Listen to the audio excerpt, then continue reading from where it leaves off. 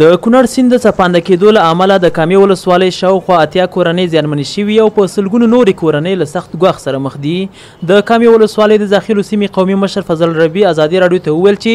3 ورځې وړاندې د کوچني اختر په شپه دغه سیند څپانده شوی چې له امله یې د کامې ولسوالۍ د داخلو په سیمه کې د اوبو سربند وړی او سیلاب د خلکو په کورونو او کرنیزو ځمکو ورغلی.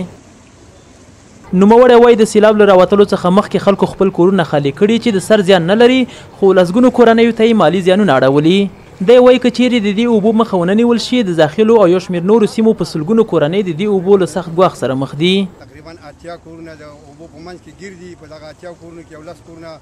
بالکل له منځه تللي دي او د 300 جریبو شاوخوا کې تخمینا دا فصلونه د منځه تللي دي او یو 600 متره سړک زموږ چې د کامې او د داخلو په منځ کې ارتباط پیدا کړی دغه رابطه زموږ قطع شوې ده او که دولت موږ سره کومک کوي یا غیر دولتي مؤسسات موږ سره کومک کوي نو زموږ دلته ژوند دی زموږ دلته اولادونه دي دا زموږ یو وخت نه دی چې موږ دغه موږ ته دال یا وړي یا شیره راکړي او موږ به په دې باندې خوشحاله شو. موږ په دغه باندې نه خوشحالېږو دا دې موږ ته نه راکوي په یوازې د دې موږ ته بنیادي کار وکړي د دې داخله دې بنده کړي ځکه د دغه سیند په مخ کې دا موږ چې کوم موږ ته خطر دی د دې نه 14 شوراګانې چې د کامې مربوطه شوراګانې دي د ملي پیوستون دي ټولو ته پکې نقصان.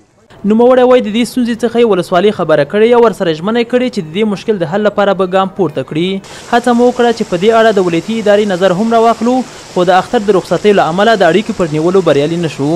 بلخوا د سیمې اوسیدونکي بیا په ولایتي شورا او ولسي جرګه کې پر خپلو اساسو نیوکه کوي چې تر اوسه یې نه د دوی پوښتنه کړې او نه یې چارواکو ته غږ رسولی دی. د اختر په اوله ورځ باندې سیلاب راغلی دی او دا خلک د یو قسم مشکل سره اخته دي. نو غوښتنه مې دا ده چې دغه وکیل صاحبان د ولایتي شورا 6 دانې وکیلان ولایتي شورا کې لرو 6 نفره په پارلمان کې لرو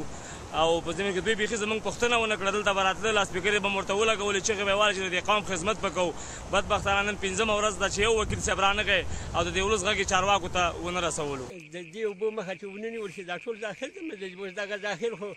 تقریبا نیمه حصه د کامې ده نو داسې په قیاس کړه چې نیمه کامه د منځه ده. له کله نه چې د کامې ولسوالۍ د داخلو په سیمه د کونړ سیند څپې ورغلي